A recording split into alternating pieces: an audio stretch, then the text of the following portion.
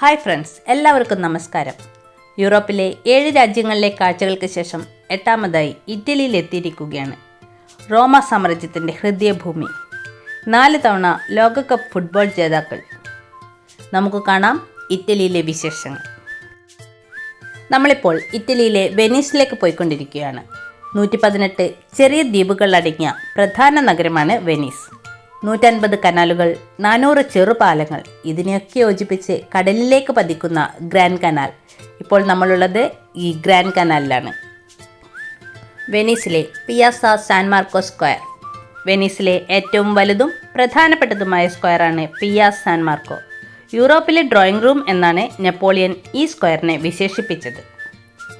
ഇവിടുത്തെ ഒരു പ്രധാന ആകർഷണമാണ് ഗോണ്ടോള റൈഡ്. അതിനായി ഇവിടെ 500ഓളം ട്രഡീഷണൽ ബോട്ട്സ് തയ്യാറായിട്ടുണ്ട്. ഇവിടെ കാണുന്നതാണ് ഗോണ്ടോള വള്ളങ്ങൾ. സാധാരണയായി 5 പേർക്കാണ് അതിൽ യാത്ര ചെയ്യാൻ സാധിക്കുന്നത്. 4 യാത്രക്കാരും ഒരു തുഴക്കാരനും. ഒരു വശത്ത് മാത്രമാണ് തുഴയുള്ളത്. രാവിലെ 9 മുതൽ വൈകിട്ട് 7 വരെയാണ് ഇവിടുത്തെ സാധാരണ സമയം. പ്രത്യേക സാഹചര്യങ്ങളിൽ സമയത്തിൽ ചില അഡ്ജസ്റ്റ്മെൻ്റൊക്കെ നടത്താറുണ്ട്. ഗോണ്ടോള ഡ്രൈവർമാർക്ക് സർക്കാർ അനുവദിക്കുന്ന ഒരു ഡ്രൈവിംഗ് ലൈസൻസ് ആവശ്യമുണ്ട്. അതിനായി ഇംഗ്ലീഷ് പരിജ്ഞാനം, ഇറ്റലിയുടെ ഹിസ്റ്ററിയെക്കുറിച്ചുള്ള അറിവ് എന്നിവ അത്യാവശ്യമാണ്. ഞങ്ങളുടെ ടീമിലെ ആൾക്കാരൊക്കെ ഗോണ്ടോള വള്ളത്തിൽ കയറാൻ കാത്തിരിക്കുകയാണ്. കൊച്ചി വെനീസ് റോയൽ ടൂർസിൻ്റെ കൂടെ ഞങ്ങൾ 40 പേരാണ് യൂറോപ്പ് യാത്രയ്ക്കായി വന്നിട്ടുള്ളത്. എല്ലാവരും ഗോണ്ടോളയിൽ കയറി. 30 മിനിറ്റാണ് യാത്ര.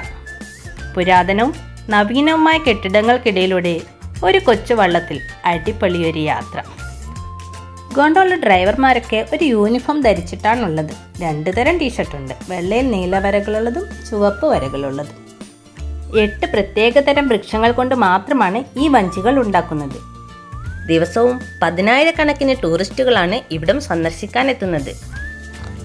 റിയാൽട്ടോ ബ്രിഡ്ജ്, വെനീസിലെ ഏറ്റവും പഴക്കമുള്ള പാലം.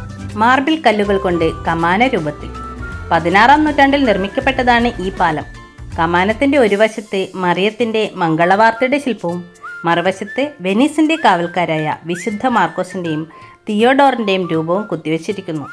വളരെ തിരക്കേറിയ ബ്രിഡ്ജാണിത്. വെനീസിൽ വന്ന ടൂറിസ്റ്റുകൾ ആരും തന്നെ ഗോണ്ടോള യാത്ര ആസ്വദിക്കാതെ തിരിച്ചു പോവില്ല. Really a thrilling experience. Bridge of sighs, നെടുവീർപ്പിൻ്റെ പാലം. 1600-ൽ നിർമ്മിച്ച ഈ പാലം ഡോക്സ് കൊട്ടാരത്തെ കനാലിന് കുറുകെയുള്ള ചരിത്രപരമായ ജയിലുമായി ബന്ധിപ്പിക്കുന്നു. പണ്ടുകാലത്ത് തടവുകാരെ കൊണ്ടുപോകാനായിരുന്നു ഈ പാലം ഉപയോഗിച്ചിരുന്നതെങ്കിൽ ഇപ്പോൾ വെനീസിലെ ഏറ്റവും റൊമാൻറ്റിക് സ്ഥലങ്ങളിലൊന്നാണിത്. മനോഹരമായ ഒരു വിശ്വാസം ഈ പാലവുമായി ബന്ധപ്പെടുത്തി ഇവിടത്തുകാർക്കുണ്ട്. അസ്തമയത്തിൽ സന്ധ്യമണി മുഴങ്ങുമ്പോൾ ഈ പാലത്തിനടിയിൽ ഗോണ്ടോളയിലിരുന്ന് പങ്കാളികൾ ചുംബിച്ചാൽ അവരുടെ പ്രണയം അനശ്വരമാകുമെന്ന്. വിക്ടർ ഇമ്മാനുവലിനോടുള്ള ആദരസൂചകമായി നിർമ്മിച്ച ഒരു ശില്പം നമുക്കിവിടെ കാണാം. വെനീസിലെ ഡ്യൂക്കായിരുന്ന ഡോജിൻ്റെ ചാപ്പലായിരുന്നു ഈ പള്ളി. 19ാം നൂറ്റാണ്ടിൻ്റെ തുടക്കം മുതൽ വെനീസിൻ്റെ സ്റ്റേറ്റ് ദേവാലയമായി അറിയപ്പെടാൻ തുടങ്ങി. മനോഹരമായ താഴികക്കുടങ്ങളും കലാസൃഷ്ടികളും കൊണ്ട് വർണ്ണവൈഭവം തീർത്തിട്ടുള്ള ബൃഹത്തായ ഒരു പള്ളി. മകുടത്തിലെ വിശുദ്ധ മാർക്കോസിൻ്റെ ശില്പവും അദ്ദേഹത്തിൻ്റെ പ്രതീകമായ ചിറകുകൾ വിരിച്ച സിംഹവും ചുറ്റുമുള്ള മാലാഖ വൃന്ദവും. ഡോഗീസ് പാലസ്, വെനീസിലെ ഭരണാധികാരികളായിരുന്ന ഡ്യൂക്കിൻ്റെ പഴയ ആസ്ഥാനം. നിയമകോടതികൾ, അഡ്മിനിസ്ട്രേറ്റീവ് ഓഫീസ്, ജയിലുകൾ തുടങ്ങിയവയൊക്കെയാണ് ഇതിനകത്തുണ്ടായിരുന്നത്. 1923 മുതൽ ഒരു പൊതു മ്യൂസിയമായി ഈ പാലസ് പ്രഖ്യാപിച്ചു. ക്രിസ്മസ് ദിനമായ ഡിസംബർ 25, ന്യൂ ഇയർ ദിനമായ ജനുവരി 1 തുടങ്ങിയ ദിവസങ്ങളിൽ ഇവിടെ പൊതുജനങ്ങൾക്ക് പ്രവേശനമില്ല. ബിബ്ലിയോടെക്ക മാക്സിയാന, സെൻറ്റ് മാർക്കിൻ്റെ നാഷണൽ ലൈബ്രറി. 16ാം നൂറ്റാണ്ടിനും 17ാം നൂറ്റാണ്ടിനും ഇടയിൽ അച്ചടിച്ച ആയിരക്കണക്കിന് കൃതികൾ ഇവിടെ സൂക്ഷിച്ചിട്ടുണ്ട്. കൂടാതെ ലോകത്തിലെ ഏറ്റവും വലിയ ക്ലാസിക്കൽ ഗ്രന്ഥങ്ങളുടെ ശേഖരം ഇവിടെയുണ്ട്. ചുറ്റും കനാലായതിനാൽ ഇവിടെ കൂടുതലും വാപ്പററ്റോ എന്ന് വിളിക്കുന്ന വാട്ടർ ടാക്സിയാണുള്ളത്. വെനീസിലെ പല യുനെസ്കോ പൈതൃക സൈറ്റുകളിലും പ്രാവുകളുടെ കാഷ്ടം മൂലമുണ്ടാകുന്ന നാശനഷ്ടങ്ങൾ തടയാൻ വേണ്ടി പ്രാവുകൾക്ക് ഭക്ഷണം നൽകുന്നത് നിരോധിച്ചിരിക്കുന്നു. ലംഘിക്കുന്നവർക്ക് 50 യൂറോ മുതൽ 200 യൂറോ വരെ പിഴ ചുമത്തും. ലോകത്തിലെ ഏറ്റവും സൗന്ദര്യമുള്ള നഗരം, ഒഴുകി നടക്കുന്ന നഗരം എന്നൊക്കെയാണ് വെനീസിൻ്റെ വിശേഷണം. പ്രശസ്ത സഞ്ചാരിയായ മാർക്കോ പോളോയുടെ ജന്മനഗരം. ദിവസവും 10,000-കണക്കിന് ആളുകളാണ് ഇവിടെ സന്ദർശിക്കാൻ എത്തുന്നത്. വെനീസ് എന്ന് കേട്ടപ്പോൾ ആദ്യം ഓർമ്മ വന്നത് മർച്ചൻ്റ് ഓഫ് വെനീസ് എന്ന കഥയാണ്. ഇവിടെ എത്തിയപ്പോൾ മർച്ചൻ്റ് ഓഫ് വെനീസ് എന്ന് എഴുതിയതിന് താഴെ കുറേ പുസ്തകങ്ങൾ വിൽപ്പനയ്ക്കായി നിരത്തി വച്ചിരിക്കുന്നത് കണ്ടു.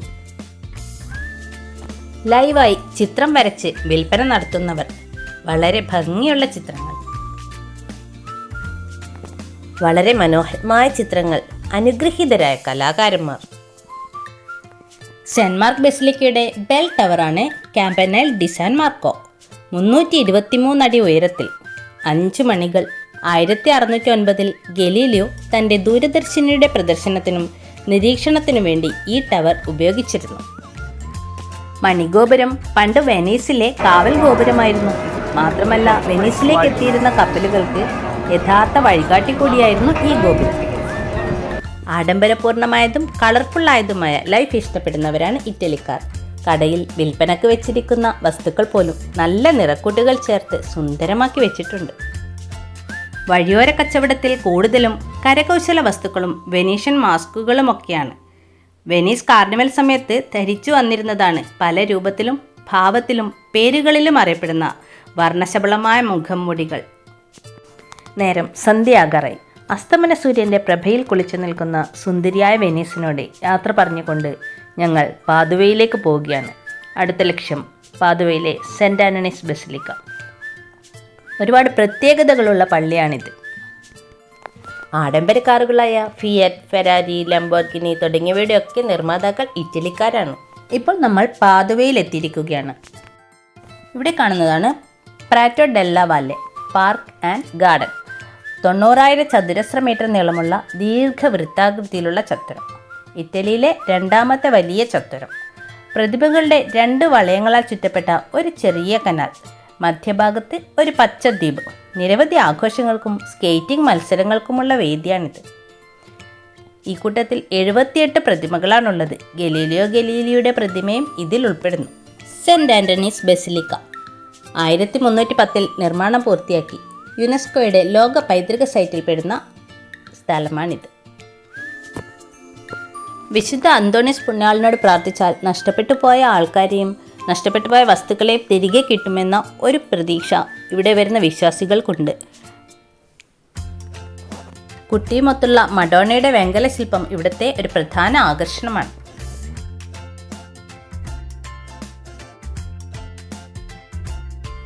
വിശുദ്ധ അന്തോണീസിൻ്റെ താടിയും നാവും ഇവിടുത്തെ ശേഖരത്തിൽ സൂക്ഷിച്ചിട്ടുണ്ട്. ഉൾഭാഗത്ത് നിരവധി ശവസംസ്കാര സ്മാരകങ്ങളുമുണ്ട്. വിശുദ്ധ അന്തോണീസിൻ്റെ തിരുശേഷിപ്പുകൾ അലങ്കരിച്ച ബറോക്ക് ട്രഷറി ചാപ്പലിൽ സൂക്ഷിച്ചത് കാണാം. സെൻറ്റ് ആൻ്റണീസ് ടോംബിനടുത്ത് നിരവധി മാർബിൾ ശില്പങ്ങളുണ്ട്. വിശുദ്ധ അന്തോണീസിൻ്റെ അത്ഭുതങ്ങളിൽ പലതും ഇത്തരത്തിലുള്ള ശില്പങ്ങളിലൂടെ സൂചിപ്പിക്കുന്നു. 1232 ഈ പള്ളിയുടെ തറക്കല്ലിട്ടത്. 1310 നിർമ്മാണം പൂർത്തിയായി. ഹോളിസി അംഗീകരിച്ച ദേശീയ ദേവാലയങ്ങളിൽ ഒന്നാണിത്. ഇവിടെ വന്നിട്ടുള്ള വിശ്വാസികളിൽ പലരും അവരുടെ പ്രിയപ്പെട്ടവർക്ക് വേണ്ടി പ്രാർത്ഥിക്കുകയും അവരുടെ ഫോട്ടോ ഇവിടെ പതിപ്പിക്കുകയും ചെയ്യാറുണ്ട്. ചർച്ചിനകത്ത് വളരെ നിശബ്ദതയാണ്.